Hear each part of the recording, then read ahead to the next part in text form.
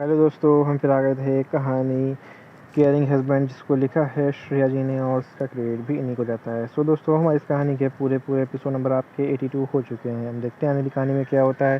शुरू करता हूँ कहानी का एपिसोड नंबर 83 और देखते हैं आने वाली कहानी में क्या होता है। शुरू करते हैं कहानी का एपिसोड नंबर 83। वहीं अगले दिन जब श्रेया कॉलेज गई तो वो बहुत खुश थी क्योंकि उसके और कबीर के बीच में सब कुछ पहले जैसा हो गया था। और तो और आज कबीर उसे खुद कॉलेज ड्रॉप करने भी आया था। ऐसा बहुत ही कम होता था जब कबीर उसे कॉलेज ड्रॉप करने आए, क्योंकि कबीर सुबह जल्दी ही ऑफिस चला जाता था। पर आज कबीर को ये जेस्चर देखकर श्रेया बहुत खुश थी। कबीर का ये छोटा सा मोटा जेस्चर भी काफ़ी था श्रेया को खुश करने के लिए। वो बाकी लड़कियों की तरह नहीं थी जो अपने हस्बैंड या बॉयफ्रेंड के महंगे गिफ्ट देने की वजह से खुश होंगी। वैसे तो कबीर ने श्रेया को सब कुछ A1 दे रखा था, पर श्रेया को इन सब चीज़ों की कोई ख़ास इंटेंशन नहीं थी। वो बस कबीर को अपने पास चाहती थी। वो बस चाहती थी कि उसे कुछ और नहीं चाहिए, बस कबीर ही चाहिए। वो कबीर से प्यार करती थी, ना कि उसके पैसों से। श्रेया यही सब सोच रही थी कि अचानक से रिया ने उसे पीछे से गले लगा लिया और गले लगाते हुए बोली, श्रेया तुम अब तक कहाँ रह गई थी? मैं कब से तुम्हारा इंतज़ार कर रही हूँ और तुम मेरा फ़ोन क्यों नहीं उठा रही हो? वो तो मुझे तुम्हारे घर के बटलर ने बताया कि तुम कॉलेज के लिए चली गई हो, वरना तो मुझे पता नहीं चलता तुम कॉलेज आ रही हो या नहीं। वहीं रिया की बात सुनकर भी श्रेया ने कोई जवाब नहीं दिया, बल्कि उसने रिया को खुद से दूर किया और बिना कुछ बोले वहाँ से जाने लगी। श्रेया को इस तरह से बिना कुछ बोले जाता देख रिया समझ गई थी कि श्रेया उससे गुस्सा है, क्योंकि उसने उसके और चिराग के रिश्ते के बारे में उसे नहीं बताया। पहले तो रिया को ये देखकर खुश थी कि श्रेया को उसके और चिराग के बारे में सब कुछ पता नहीं चला है, और अब वो श्रेया को जल्दी से उसके और चिराग के बारे में बता देगी, जिससे श्रेया उससे नाराज़ नहीं होगी। पर अब वो श्रेया के रिएक्शन को देख के वो समझ गई थी श्रेया को ये पहले ही पता चल गया है और वो उससे गुस्सा है। पर रिया गलत थी। श्रेया उससे गुस्सा नहीं थी, बल्कि वो बहुत खुश थी।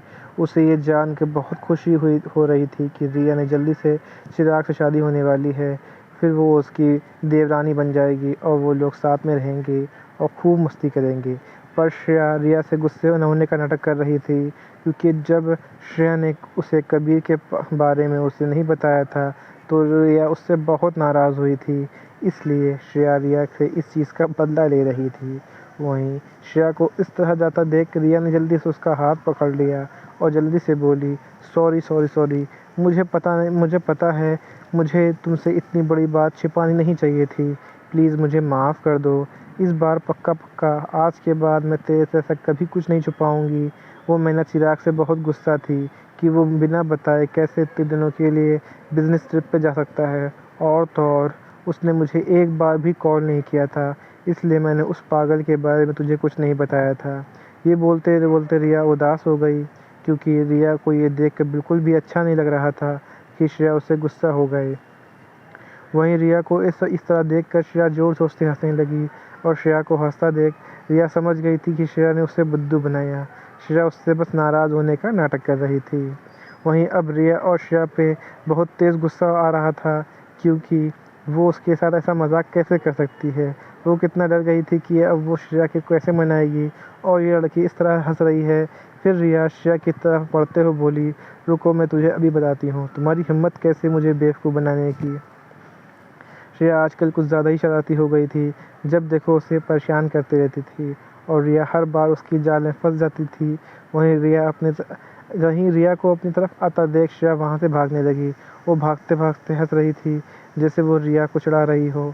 उसे बोल रही है वो, पहले पकड़ के तो दिखाएं, फिर ना तुम मुझे सबक सिखाओगी। वहीं श्रेया की हरकत से रिया और गुस्सा आ गया, और फिर जब उसने श्रेया को भागता हुआ रिया देखा तो रिया भी उसके पीछे भागते हुए बोली, श्रेया आज तू मुझसे नहीं बच सकती। तुम्हारी हिम्मत कैसे मुझे बेवकूफ़ बनाने की। रिया श्रेया के पीछे भागते हुए बोली, श्रेया रुक जाओ, मैं बोल रही हूँ ना, वरना मैं तुम्हें पकड़ लिया तो अच्छा नहीं होगा। ये सुनकर भी श्रेया नहीं रुकी, बल्कि वो रिया को जीभ दिखाते हुए बोली, मैं तुमसे नहीं डरती हूँ, और तो और तुम मुझे नहीं पकड़ सकती हो। वहीं दूर से प्रिया सब देख रही थी, और आज ये सब देख कर बिल्कुल भी गुस्सा नहीं था, बल्कि उसके चेहरे पे शैतानी मुस्कान थी। वो श्रेया के 2 दिन कॉलेज नहीं आने से परेशान हो गई थी, क्योंकि वो जल्द से जल्द श्रेया से अपना बदला ले लेना चाहती थी। पर श्रेया कॉलेज नहीं आ रही थी, जिससे उसकी चिंता हो गई थी, क्योंकि कॉलेज नहीं आएगी तो उसे अपना बदला कैसे लेगी। पर और आज श्रेया को देखकर वो खुश हो गई थी, क्योंकि फिर उसने जल्दी से अपना फ़ोन निकाला और किसी को कॉल किया और बोली, आज काम हो जाना चाहिए। ये बोलकर उसने कॉल कट कर दिया। फिर उसने एक बार श्रेया की तरफ देखा, जो रिया के साथ हँस-हँस के बातें कर रही थी। प्रिया श्रेया की तरफ देखते हुए बोली, हँस लो श्रेया, जितना हँसना है। अगर मैंने तुम्हें खून के आँसू ना रुला दिया तो मेरा नाम भी प्रिया नहीं। ये बोल के वहाँ चली गई। इन सब से अनजान श्रेया रिया से बोली, रिया तुम क्लास में जाओ, मैं अभी वॉशरूम से आती हूँ। ये सुनकर रिया बोली, ठीक है जल्दी आना। ये बोल के वहाँ चली गई। वहीं रिया के जाने के बाद श्रेया भी वॉशरूम चली गई। थोड़ी देर बाद जब वो फ्रेश होकर बाहर आई तो किसी ने उसे पीछे से पकड़ लिया। पर श्रेया कुछ समझ पाती या रिएक्ट कर पाती, उससे पहले ही वो बेहोश हो गई, क्योंकि कुछ लोगों ने उसे क्लोरोफॉर्म सुंघा दिया था, जिससे उसे कुछ भी समझ नहीं आया कि उसके साथ हुआ क्या, और वो बेहोश हो गई। यहाँ तक कि उसे खुद को बचाव करने का मौका भी नहीं मिला। ये सब देखकर तो इतना समझ आ गया था कि ये सब सोची समझी साजिश थी। वो लोग ने जल्दी से श्रेया को उठा लिया और वहाँ से श्रेया को लेके चले गए। ये सब इतने अच्छे से और इतने अच्छे से हुआ था, किसी को पता भी नहीं चला कि दिन दहाड़े कॉलेज से श्रेया की किडनैपिंग हो गई। वहीं रिया काफ़ी समय से श्रेया से इंतज़ार कर रही थी, पर जब श्रेया बहुत टाइम बाद भी नहीं आई तो उसे कुछ गड़बड़ लगी, क्योंकि श्रेया कभी भी इतना टाइम नहीं लगाती थी। और तो और रिया को अच्छे से पता था कि कॉलेज में उसके अलावा श्रेया कोई दोस्त भी नहीं कि श्रेया उनसे बात करने के लिए रुक जाए। ये सब सोचते हुए रिया जल्दी से वॉशरूम की तरफ गई, पर उसे श्रेया का वॉशरूम में कहीं नहीं दिखाई दी। ये देखकर रिया परेशान हो गई। उसने फिर जल्दी से श्रेया को कॉल किया, पर श्रेया का कॉल नहीं लग रहा था। उसका phone out of coverage area बता रहा था। ये सब देखकर रिया घबरा गई। उसके मन में बुरे-बुरे ख्याल आने लगे। उसे श्रेया की चिंता होने लगी थी और उसे समझ नहीं आ रहा था कि वो अब क्या करे, क्योंकि उसने श्रेया को पूरे कॉलेज में देख लिया था, पर उसे श्रेया कहीं भी दिखाई नहीं दी।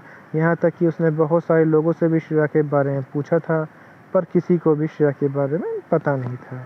ये सब देखकर रिया समझ गई थी श्रेया के साथ कुछ ज़रूर खतरे में है। ये सब सोच के उसने जल्दी से कबीर को फ़ोन किया, क्योंकि अभी एक कबीर ही था जो श्रेया को जल्द से जल्द ढूंढ सकता था। और तो और ये श्रेया का मैटर था, इसलिए उसने कबीर को बताना ही सही समझा। और यहीं पे कहानी का एपिसोड नंबर आपका 83 कंप्लीट होता है। सो दोस्तों, आपको एपिसोड नंबर 83 कैसा लगा हमें कमेंट करके ज़रूर बताइएगा। कहानी का कोई ऐसा अंश, ऐसा भाग जो आपको समझ में ना आया हो, आपको अटपटा लगा हो, तो भी हमें कमेंट करके ज़रूर बताइएगा। कहानी अच्छी लगी तो उसको लाइक कीजिएगा, शेयर कीजिएगा, चैनल को सब्सक्राइब कर लीजिएगा, ताकि आपको हमारी आने वाली अगली वीडियो तक आसानी से पहुँच सके। सो दोस्तों, हम फिर मिलेंगे एक नए वीडियो के साथ, एक नए एपिसोड के साथ। तब तक के लिए मुझे इजाज़त दीजिए। धन्यवाद दोस्तों।